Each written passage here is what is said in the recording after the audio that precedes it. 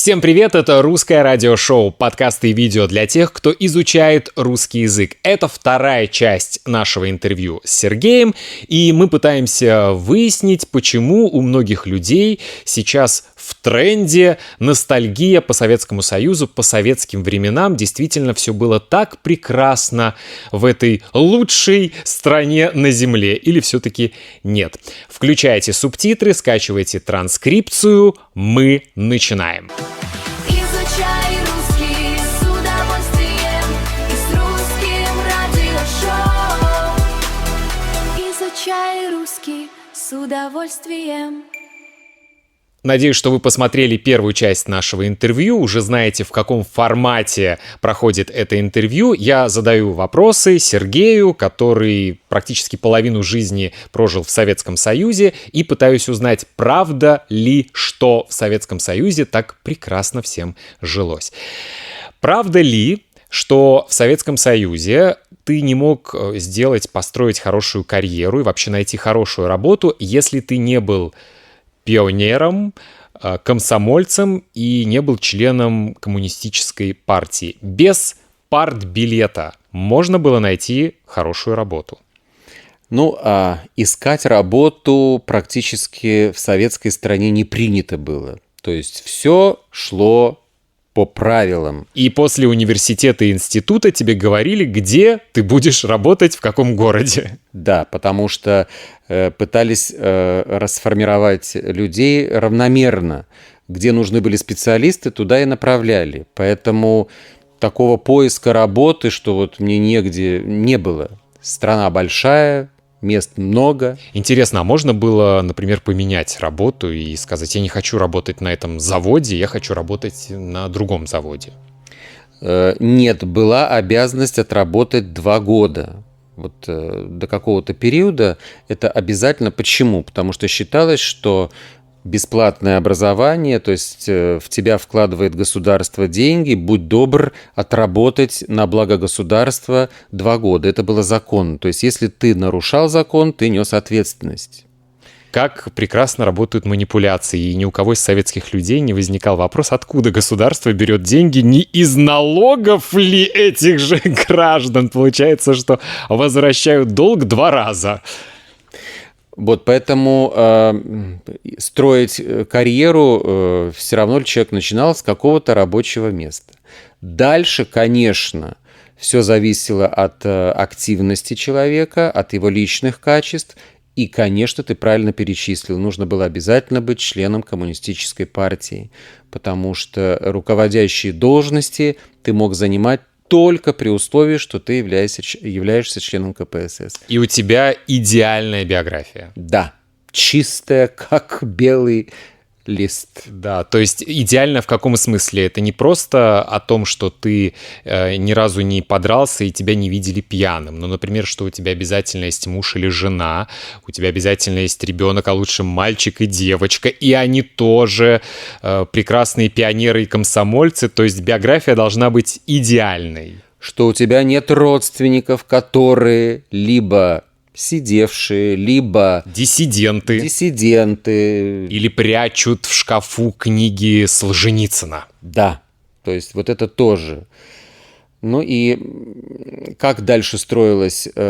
Конечно, очень много было по знакомству. Опять же, все очень делалось в советской стране по знакомству. По блату. По блату. Сват, брат, взятки. Вот это все обязательно присутствовало, потому что по-другому никак. Очень редко, когда человек достигал каких-то высот именно своим трудом, своим каким-то напором. В основном все делалось по блату.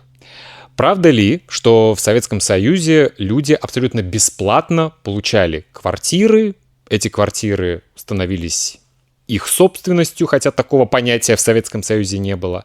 Правда или нет? Я могу только на примере своей семьи рассказать и, может быть, друзей моих родителей, которые по-разному жилье получали.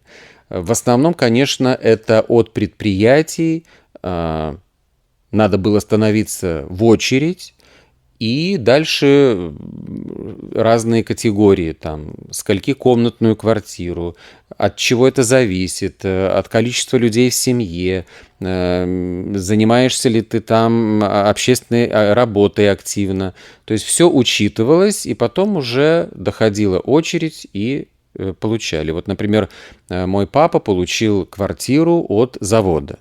То есть поэтому мы жили, что называется, не думая о том, где и как нам жить. У кого не было заводов, кто работал, я не знаю, продавцами в магазине или что, вот у них почему-то такой возможности получать квартиры особо не было. Поэтому там приобретали кооперативные квартиры. Кооперативные квартиры – это вот как сейчас, ты вкладываешь собственные какие-то средства, начальный взнос, и потом потихонечку выплачиваешь, и квартира в какой-то момент становится уже твоей. Это кооперативные квартиры. Почему-то считалось, что кооперативные квартиры – это качественнее, это лучше, чем квартиры, которые ведомственные от заводов. Там, как обычно, кто-то там уже пожил, уехал, значит, ты вселяешься. А кооперативные – это вот обычно это новострои, потому что вкладываются деньги изначально в строительство, и пошло-поехало. В 1987 году моя семья получила квартиру, то есть первые 5 лет моей жизни мы жили в общежитии. Мы жили в общежитии, у нас была одна комната, в которой жили мама, папа, я и мой старший брат вчетвером. Комната была, наверное, как эта, я не знаю, сколько, может быть, квадратов 30. 35. Вот 30-35 квадратных метров. У нас был маленький туалет, у нас не было душа, и у нас не было горячей воды, потому что мама все время, если стирала, то нагревала воду в кастрюле, грела воду в кастрюле, и мы каждое воскресенье ходили в баню, чтобы помыться, потому что горячей воды не было, и у нас не было газа, у нас был газовый баллон, который нужно было менять. А в 1987 году мои родители получили кооперативную квартиру, но я помню, что они что-то платили. Потом несколько лет, даже уже в 90-е годы после распада Советского Союза, они что-то еще платили, я помню. Но самое интересное, у моих родителей 2 детей, я и мой брат, и у них были друзья, которые были нашими соседями, и мы получили 3-комнатную квартиру, а друзья 4-комнатную квартиру. Потому что было такое правило. Если дети разнополые, мальчик и девочка, и они уже старше, например, 10 лет, то считалось, что у каждого должна быть своя комната. Поэтому они получили 4-комнатную, а мы, поскольку оба мальчики... Живите в одной. Да, и у нас с братом, пока он еще жил с нами, была комната, мне кажется, 9 квадратных метров маленькая, и мы вместе жили. Русское радиошоу. Я рад пригласить вас на мой новый онлайн-курс «Русский с удовольствием». 130 полезных глаголов для студентов среднего уровня. Это не просто сухая теория, это глубокий, практический, грамматический видеокурс, созданный специально для студентов уровней от B1 до B2 и выше. Мы возьмем 130 самых важных живых глаголов и разберем их так, чтобы вы наконец-то почувствовали логику русского языка и начали говорить абсолютно уверенно и без стресса. Что вас ждет? Полное погружение. Вас ждут 22 видеоурока, где мы шаг за шагом проходим теорию и вместе практикуемся. Все подсказки и подробные объяснения звучат исключительно на русском языке. Огромная база для самостоятельной работы. Я сделал для вас 45 PDF-файлов, рабочих листов с большим количеством грамматических упражнений, с живыми диалогами и, конечно, ответами для удобной самопроверки. И самое главное, вы получаете полный доступ к онлайн-курсу на целых 6 месяцев. Это значит, что вы можете учиться в абсолютно комфортном для вас темпе, смотреть мои видеоуроки в удобное время, делать упражнения, когда у вас есть свободная минутка, а также легко следить за своим собственным прогрессом. Единственное требование к студентам: у вас уже должно быть уверенное знание базовой грамматики, уровня B1 как минимум, и понимание причастий и деепричастий. Это очень важно, потому что эти конструкции встречаются в упражнениях. Обещаю, после этого курса вы перестанете бояться падежей, значительно расширите свой словарный запас и начнете правильно использовать глаголы в любой ситуации. Ссылка на курс уже ждет вас в описании к этому выпуску. Изучай русский с удовольствием. Правда ли, что Советский Союз был страной очередей, и нельзя было просто пойти купить диван? Нельзя было, даже если у тебя есть откуда-то деньги, просто пойти и купить автомобиль ВАЗ-2101 «Жигули»? Да, это правда. Очереди были везде, записи были везде.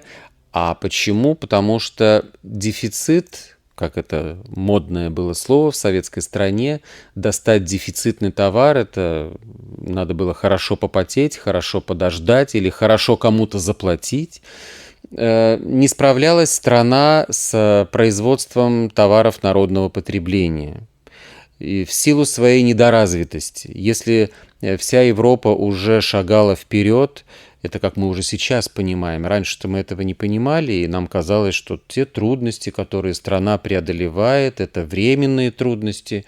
Мы, конечно, их преодолеем, поэтому надо потерпеть, надо подождать. И вот все терпели, ждали, стояли в очередях, не могли приобрести продукты нормально. К праздничным дням были так называемые пакеты. На производстве клали в пакет колбасу, зеленый горошек, майонез. То есть это все дефицитный товар. Казалось бы, такая огромная страна не может обеспечить всех вот этими товарами. Ну а товары, как же они относились к этому разряду, что не первой необходимости, что ли, которые... мебель, автомобиль. Нельзя советскому человеку, каждой семье автомобиль, это слишком, надо скромнее жить. Не выделяться. Да, передвигайтесь общественным транспортом. Ну а доставали, конечно, хотелось сделать приятное, когда идешь на день рождения, хотелось купить какой-то подарок. Чтобы это сделать, это надо было искать знакомых в магазинах, которые из-под полы, на складе, где-то там находили эти товары. То есть вот это вот все было, это признак того времени, это было и интересно, и смешно. Сейчас это, конечно, совсем не весело, потому что не должен человек испытывать каких-то трудностей в том, чтобы приобрести желаемый товар, если у него есть деньги, и он пошел себе купил. Раньше этого не было. Кстати говоря, о продуктах. Очень часто я слышу, что да, в конце 80-х, когда была перестройка, уже закат Советского Союза, действительно были пустые полки в магазинах, не было продуктов, но вообще до этого можно было все купить. И продукты были качественными, без всяких трансжиров и так далее. Продукты были хорошие, и их можно было купить в гастрономе. Правда это или нет? Я действительно соглашусь с тем, что изготовление продуктов, то есть процесс приготовления, рецептура, раньше соблюдалось намного серьезнее. Почему? Потому что это как-то, наверное... Только-только вот это все налаживалось, или как это объяснить? Был ГОСТ, так называемый ГОСТ, то есть это нормативы, какими должны быть продукты, и не было такой конкуренции, и производители не хотели удешевить товар, да? Сейчас почему можно найти какие-то продукты некачественные, дешевые? Потому что хотят удешевить товар, дешевле сделать производство, и все. Поэтому действительно на вкус, если сравнивать то, что было, и то, что сегодня, как небо и земля. То есть раньше было и вкуснее. Может быть, это потому, что мы моложе были, я не знаю. Нет, я могу точно сказать, то, что я помню, мороженое было вкуснее, реально. Но сейчас тоже, если ты поедешь в Италию и зайдешь в какое-то кафе, обалденно вкуснющее мороженое, раньше такого не было нигде, даже в советской стране. А с другой стороны, можно было в Советском Союзе купить нормальную колбасу хорошую, вкусную, без целлюлозы, без бумаги и так далее. Сейчас, если у тебя есть деньги, ты можешь купить все. От самой дешевой до самой дорогой, экологически чистой. Но в Советском Союзе, не знаю, спрашиваю тебя, я не помню, можно было реально купить качественную колбасу? Ты знаешь, опять же, страна очень большая и очень много регионов. Тот регион, в котором мы жили, здесь более качественная продукция, потому что и следили за качеством производства по-настоящему. То есть могли посадить человека за то, если он воровал, а не добавлял, не додавал в продукты то, что нужно было. Поэтому здесь у нас в регионе было очень неплохо с продуктами. Но приходилось слышать в тех регионах, которые были подальше от центральных, там, как всегда шутили, в колбасу добавляли туалетную бумагу. Я слышал эту байку. Да, действительно, приезжали, когда мы в другие города, и пробовали, хотелось плеваться, потому что то, как у нас все было налажено в регионе и в других, все зависело от, наверное, присмотра за производством. Правда ли, что даже если у человека откуда-то были деньги, он не мог просто взять и поехать за границу? Он должен был получить выездную визу. Получить ее было практически невозможно, потому что были миллионы каких-то комиссий, заседали какие-то дяди, тети, смотрели твою биографию, решали, можешь ли ты поехать за границу. И если все-таки тебя выпускали, то чаще всего это были страны социалистического блока. И поехать в Чехословакию, это было как сейчас полететь просто на Луну. Да, абсолютно ты прав. Понятное дело, что политика государства, большая политика, была нацелена на то, чтобы внушить людям советской страны, что лучше, чем в советской стране, больше нигде нет. Поэтому их не выпускали и не разрешали смотреть, как живут люди там. Это мы сейчас это понимаем. А раньше мы реально верили, что там, на Западе, там ужас, что делается, там нищета, там только буржуи шикуют и живут, а основной народ нищенствует. И где ж мы это увидим, если нас туда не пускают? Мы верили, и создавалось впечатление, что нам и не надо туда ехать, у нас и так все есть. Да? То есть народ был одурачен, одурманен тем, что ехать туда смотреть, как живут другие, нечего, у нас хорошо. Ну, а если у людей возникало желание, как ты правильно сказал, это было целое количество препятствий. Сколько надо было всего, особенно в капиталистические страны. Если в страны социального лагеря еще социалистического лагеря еще можно было как-то съездить по путевкам от производства, от месткома, от правкома за какие-то заслуги. Ну, спортсмены, конечно, артисты, конечно, посещали зарубежные страны и приезжали и говорили о том, как там все-таки здорово. И плюс мы еще морская территория, мы многие семьи, чьи мужья ходили в море, а ходить в море это было очень престижно, потому что посещались страны капиталистические, оттуда привозился товар, которого мы никогда не видели. Ну и тогда опять же начинали задавать себе вопрос: ничего себе, какие у них крутые вещи, а у нас такого нет. И поэтому попасть за границу это было очень и очень тяжело и невозможно. Все, что ты сейчас рассказывал о том, что вот мы думали, что там за границей один ужас, мне кажется, история повторяется. Сейчас практически такая же история, к сожалению. Я помню очень хорошо семейную фотографию, мне кажется, она была сделана году в 86-м, мне было 4 года. Мой папа вернулся с моря, и сидим на диване я, мой брат, мама и папа все в одинаковых спортивных костюмах Adidas. Это было супер круто. И когда кто-то выходил в таком костюме, все сразу спрашивали, откуда, где ты его нашел, как ты его купил, достал. Даже такое, наверное, слово было бы правильнее использовать. Следующий пункт, который я хотел бы тебе который я хотел бы упомянуть, следующий вопрос.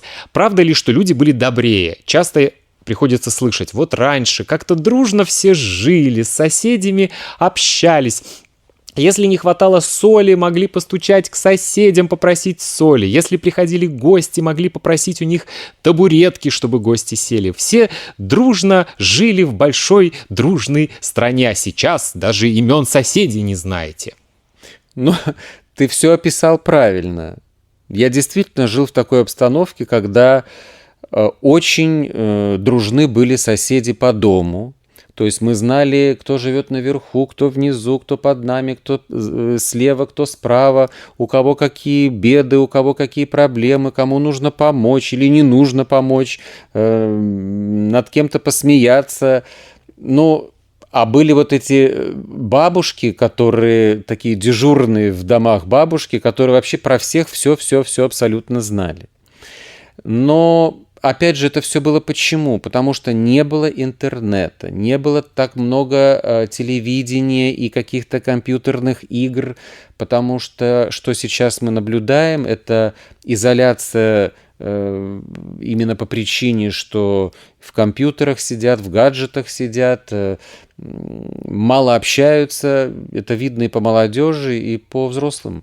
Но возвращается все равно вот эта идея, когда соседи дружат, даже объявляют вот эти дни дружбы соседей, когда они все выходят на улицу, накрывают столы. Сейчас это тоже есть. Есть чаты в WhatsApp, например. Да. Ну, опять же, что человеку нужно? Если человеку нужно общение, если он хочет, чтобы было с кем поговорить, о чем поговорить, он и будет это делать. Неважно, жили это мы 60 лет назад или мы живем сегодня. Все равно это происходит. Но общая тенденция, конечно, меняется вот эта внешняя обстановка, когда человек может уединиться и в наушниках, и да, как угодно, и ему не надо ничего не слышать, не видеть от других, значит, он таким и будет. Ну да. А что касается добрее или злее, нет. Мне кажется, что сегодня люди учатся быть добрее на таких вот примерах. Вот почему всегда говорят, что вот вы приезжаете там в Америку, и эти все улыбки, это все искусственно, это вот все не так, на самом деле это они скрывают там чего-то. Да ничего подобного. Там действительно открытость реальная и живая. Я сколько приезжаю, когда в Европу, я купаюсь вот в этом нормальном человеческом отношении. Тебе улыбнутся, тебе скажут лишний раз извините, тебе покажут как и что. У нас приедешь, такой поймаешь взгляд, что ничего не хочется не спрашивать, плохо знают иностранные языки до сих пор, не могут на контакт идти. Ну, в общем, я бы не сказал, что... Вообще-таки, да, такая постсоветская травма есть. Наши люди, если можно так сказать, наши люди все-таки диковатые в некоторых вопросах, это правда. И я с тобой абсолютно согласен. Мне кажется, что мы с тобой взяли все лучше, мне так кажется, это не скромно, что можно было взять из нашего советского прошлого, у меня маленький период, но все-таки мы взяли все лучшее из так называемой западной цивилизации. Я всегда улыбаюсь, например, я всегда изначально к человеку отношусь доброжелательно, если он не сделал ничего плохого, и мне тоже часто говорят, почему ты все время улыбаешься? Никому не хочется, не знаю, всем хочется всегда, чтобы атмосфера была доброжелательной, легкой, приятной. Никому не нравится входить в вонючую комнату. Мы хотим, чтобы в ней вкусно пахло. Никому не нравится есть из коробки, из корыта. Все хотят есть с тарелки. И когда говорят, почему вы улыбаетесь, почему вы надеваете красивую одежду, почему вы надели это красное платье. Обернитесь в мусорный мешок. Главное, чтобы было тепло. Зачем? Зачем вот это вот все? Зачем эта красота? Обернулись в мусорный мешок, тепло, клево, все. И прекрасно, поэтому это странно. Изучай русский с удовольствием. Правда ли, что в Советском Союзе вообще не было такого понятия, как личная жизнь и вмешательство в твою личную жизнь со стороны... как это говорили, взволнованных граждан, неравнодушных граждан, не то что считалось нормальным, оно считалось вообще обязательным. И если муж с женой хотят развестись, то должно быть проведено собрание у них на работе, где все будут обсуждать, почему они это делают и так далее. Правда или нет? Ну да, отчасти это правда, потому что советский человек должен быть высокого уровня воспитанности, правильного семейного взгляда на жизнь, то есть никаких разводов не должно быть в советской стране. Это сразу отпечаток такой негативный, как это так, а где же традиции, а где же сохранить семью, ведь это травмирует и детей, и все такое. Ну, понятное дело, что в этом есть какие-то плюсы, что хочется, конечно, чтобы люди, которые стали мужем и женой, так мужем и женой умерли, что называется, прожив большую, красивую, полноценную жизнь. Но так не бывает в жизни. Да, по-всякому бывает, и это диктуется какими-то, ну, я бы не сказал... Не общественностью, короче, да. Не мнением... А то, что в советской стране вмешивались вот в эту личную жизнь общественной организации, это правда. То есть это могло обсуждаться на собраниях, это должно было перевоспитывать человека. За это, конечно, никакого наказания быть не могло, но, например, отношение человека к человеку на работе уже могло поменяться. То есть ему уже, может быть, не доверили бы руководить чем-то, такому человеку, который разведен и так далее. Но, то есть порицалось общественным мнением такое поведение, вот, что касается развода и измены там на стороне, не дай бог, и так далее. Главный вопрос нашего подкаста. Когда я общаюсь со своими родителями, я вижу, и они это говорят, что они как раз-таки из ностальгирующих по Советскому Союзу. Я пытаюсь понять, почему. Как ты думаешь, почему люди, даже те, кто не жил в Советском Союзе, ностальгируют? Особенно в России. Я не говорю о странах, о республиках других, которые были в составе Советского Союза, потому что я, например, абсолютно считаю, что в отношении многих республик это реально была советская оккупация. Почему люди ностальгируют? Потому что они просто были моложе, потому что они забыли все плохое, и память так наша устроена, что мы помним только хорошее. Почему? Откуда эта ностальгия в 2026 году? Я не знаю, сейчас я буду какое-то мнение свое здесь выкладывать. Понимаешь, вот люди, воспитанные советской страной, несмотря на то, что действительно очень многие трудолюбивые и все, но очень много людей ленивых, ничего не желающих делать, развиваться.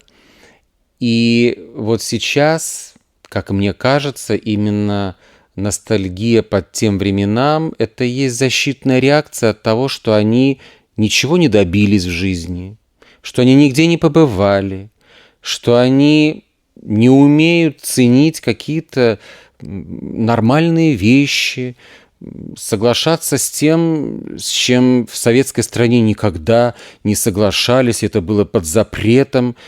То есть вот они, по-моему, из этой скорлупы, из этих рамок до сих пор так и не смогли выйти, и поэтому у них ностальгия по тем временам, потому что так было лучше, чтобы не знать этого, не слышать того, не развиваться. Вот мне кажется, что именно вот в силу, наверное, какого-то исторического аспекта, советский человек, который не умеет развиваться, не умеет себя обучать, собой заниматься, реализовывать себя. Вот мне кажется, поэтому им легче говорить, как раньше было хорошо, и мне бы вот сейчас туда, ну и что? Ну и прошли бы опять же те годы и к чему? И опять к этому же нытью, как ты любишь говорить, что человек, который ноет о том, что как было, да, было неплохо. Мы были молоды, мы другого не знали, мы слышали, есть очень многие люди, от которых мы узнавали, что есть какие-то книги, которые надо читать, потому что там какая-то правда написана, есть какие-то фильмы, которые нужно смотреть, потому что там какое-то искусство пробивается. Ну, а очень многие этого не знают, и дальше своего порога ничего не видят и не хотят. Вот это самое страшное. Поэтому большинство и ностальгирующих из этой категории, как мне кажется. Последний вопрос, хотя я подозреваю, что знаю ответ, но, может быть, все-таки ты меня удивишь. Если убрать этот момент, что были моложе, здоровее и казалось, что вся жизнь впереди, если вот это убрать, хотел бы ты вернуться в Советский Союз, в этот строй, в эту жизнь опять окунуться? Ну, если именно глагол «вернуться», наверное, нет. А вот то, что я не жалею о том, что со мной вот так сложилось, что я вырос именно в советской стране, родился, но я как-то, меня миновала, может быть, вот эта какая-то худшая часть вот этого понятия советской страны. И, как ты правильно сказал, мы смогли каким-то волшебным образом взять все самое такое лучшее, перспективное, что ли. Потому мы сегодня себя ощущаем вот как в своей тарелке. То есть я не хочу опять туда, где были дефициты, где была невозможность посмотреть мир, поездить. Я не хочу. Я понимаю, что я получил неплохое образование. Я понимаю. Я понимаю, что я попал в очень хорошие руки практически везде. Детский садик, школа, институт, первые рабочие мои там моменты. То есть я нигде не попадал в какие-то такие передряги, чтобы говорить о том, что я очень хочу вот вернуться и повторить там по-другому как-то. Ну, нет. На Советский Союз пришлись только первые годы моей жизни. Я, вспоминая эти годы и анализируя уже, зная историю, могу честно сказать, что мне кажется, Советский Союз — это было большое зло. Я бы не хотел вернуться, я не хотел бы, чтобы изобрели машину времени. И когда я говорил о том, что мы взяли все самое хорошее из того советского периода, я в первую очередь говорю об опыте. Для меня это был, в общем, такой травматичный опыт. Он меня закалил, научил. Даже плохой опыт — это нормально. Но вернуться тоже, мне кажется, это просто империя зла, как говорили. Да. Но это наше мнение, можно не согласиться, пишите в комментариях.